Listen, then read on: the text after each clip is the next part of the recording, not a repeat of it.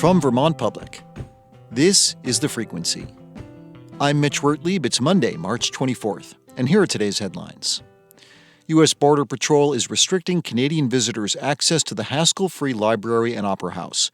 The historic building spans the U.S.-Canadian border in the towns of Derby and Stansted, and people from both countries have historically been able to access the shared space without going through customs. At a press conference outside the building Friday, officials from the Canadian town of Stansted called the decision by the feds, quote, deeply regrettable. Jody Stone is the mayor of Stansted. We have too many reasons to cherish our relationship, and it's not one man that will change that. Stone said shared access to the library has been a symbol of goodwill between the countries for 100 years. U.S. Border Patrol will begin restricting access to the general Canadian public today, with further restrictions coming in October. The agency said the change is due to a rise in illicit border activity. Amazon wants to build a distribution facility on a 23-acre lot in Essex. It would be the first Amazon facility in the state, expected to support over 100 workers repackaging items and making deliveries. The proposed site is off Vermont Route 117 along the Winooski River. Jonathan Greeley is head of economic development for Amazon in New England and says the facility would create more efficient deliveries. Today, everything that's delivered to you by Amazon is third party. And so at some point in time, Amazon drops it off with USPS, UPS, etc. Our goal here is with this facility would be to kind of be a single-threaded owner of that entire process. Over 70 people showed up for a meeting held by the Essex Development Review Board last Thursday night. Almost all spoke out against the proposal, raising concerns around traffic, working conditions, and environmental impact. That includes Jenna Danu, who lives across from the proposed access road. She addressed Amazon representatives directly. This community and this state will oppose you however possible at every single turn.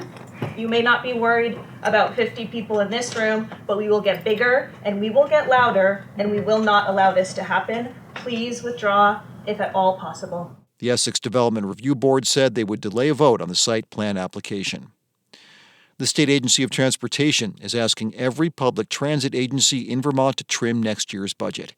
Randy Schoonmaker is with Southeast Vermont Transit and says the cuts come as federal COVID funding runs out and expenses continue to rise. Something has to change because the demands on us are to add routes, add service, add routes, add service all the time. Every day we hear it, and yet there's no extra money to fund this, and the cost of operating is so high. VTrans says the cuts are not related to federal funding, but are more in response to an increase in workforce and operational costs, along with a drop in ridership since the pandemic. The Scott administration is raising concerns about legislation that would change the mission at Efficiency Vermont. A key Senate committee has advanced a bill that would see the utility shift its focus from electricity efficiency toward reducing fossil fuel use and the greenhouse gas emissions that come with them. But Alec Anzac with the Department of Public Service says Efficiency Vermont plays a key role in suppressing demand for electricity. And Anzac says if it abandons that mission, utilities will have to buy more electricity from regional markets. And that's just much more expensive. And so that will necessarily drive up rates for all Vermonters. Democratic lawmakers say the proposal would help the state meet its emissions reduction requirements without saddling Vermonters with new taxes or fees. And the town of Brattleboro announced last week the appointment of their new fire chief. Jay Simmons previously served as a lieutenant and public safety coordinator with the manliest fire department in upstate New York. He also served in the New York Army National Guard and as assistant fire chief of the Sherburne Fire Department, also in upstate New York. Simmons replaces Chief Leonard Howard, who retired at the end of last year. His first day on the job is April 7th. Coming up, the Westminster Massacre occurred in Vermont when the town was still part of the New Hampshire Grants, and control of the area was in dispute between the Granite State and New York. The Westminster Historical Society held an event this month to commemorate the 250th anniversary of the incident that led to the deaths of 2 people. We'll hear about that and the debate over whether the event really marked the first death of the American Revolution. That's after this. Thanks for listening to The Frequency, where support comes from VITA, supporting business growth and innovation in the Green Mountain State. From agriculture to manufacturing, energy to food production, find solutions that turn your business dreams into reality. Visit VEDA.org and see how VITA can help make it happen.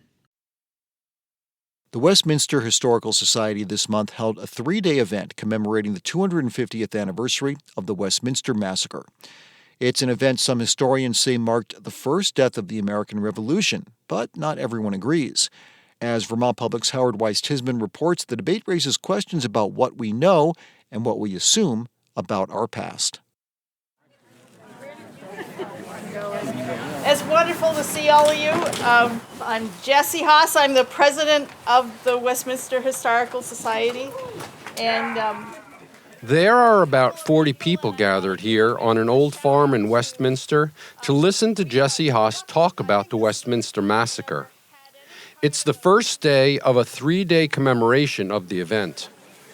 So we are on the homestead of Azariah Wright, and they met here in the afternoon of Monday, March 13th, the day before the court was to meet. In March of 1775, a group of farmers marched from Wright's property up the hill to occupy the county courthouse. Haas asks each member of the crowd to grab a stick from a nearby woodpile, just as the farmers did 250 years ago. So that's what this is all about. They met here, and here we are all. And make sure you get your stick before you go on up the hill. It was important. The farmers carried only sticks as a way of occupying the courthouse nonviolently, Haas explains, because they wanted to close the court, which was controlled by a group loyal to the British king. Later that night, an armed posse led by the local sheriff shot into the courthouse, killing 2 men. Haas says those deaths turned out to be the very first casualties of the American Revolution. It's not a Vermont story, it's a colonial story. And this was a revolutionary event and the first bloodshed of the American Revolution. Haas is a well-known children's book author who's published more than 40 books. She had an American Girl doll created after a character in one of her stories. About 15 years ago, the Westminster Historical Society asked her to write a history book about the town. Haas found the massacre so compelling that she wrote a second book just on the events leading up to March of 1775. She poured through first-hand accounts of the massacre, and she says, according to the words of the men who took part in the courthouse occupation, it's clear they were protesting British rule in America.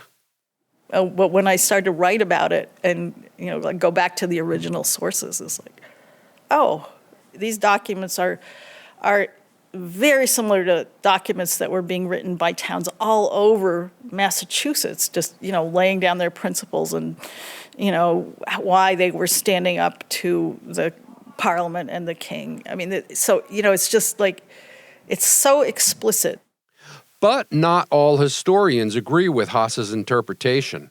I think the evidence is much stronger that it was to stop the court from dispossessing local farmers. Kevin Graffinino is a former director of the Vermont Historical Society. He thinks the event had more to do with local politics than ending British rule. Those Westminster farmers were worried about losing their land, Graffinino says, and they were most likely motivated by their own self-interests. I'd be very surprised if anyone in that crowd was shouting, "Down with the King, down with England, up America." Graffinino says engaging in a spirited debate over whether Westminster really had a role in overthrowing British rule is healthy and worthwhile.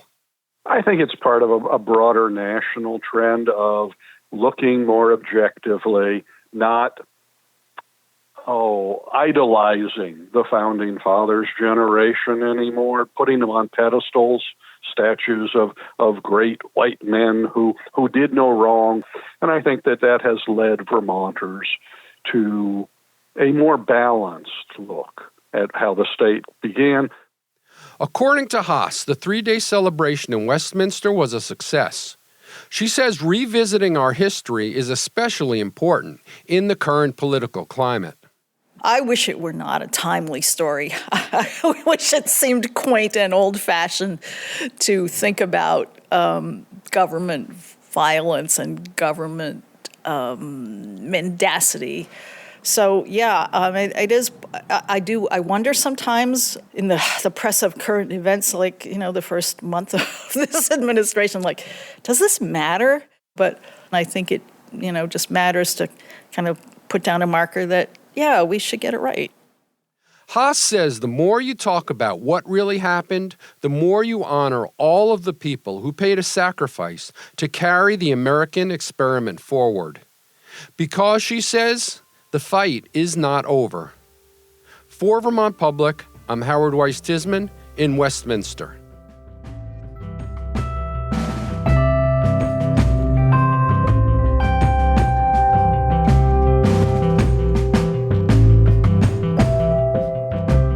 Thanks for listening to The Frequency today. We had additional reporting from Abigail Giles, Lexi Krupp, Howard Weiss Tisman, Peter Hirschfeld, and Nathaniel Wilson. Our executive producer is Kevin Trevelyan, and our music is by Blue Dot Sessions. I'm Mitch Wertlieb. Talk to you tomorrow.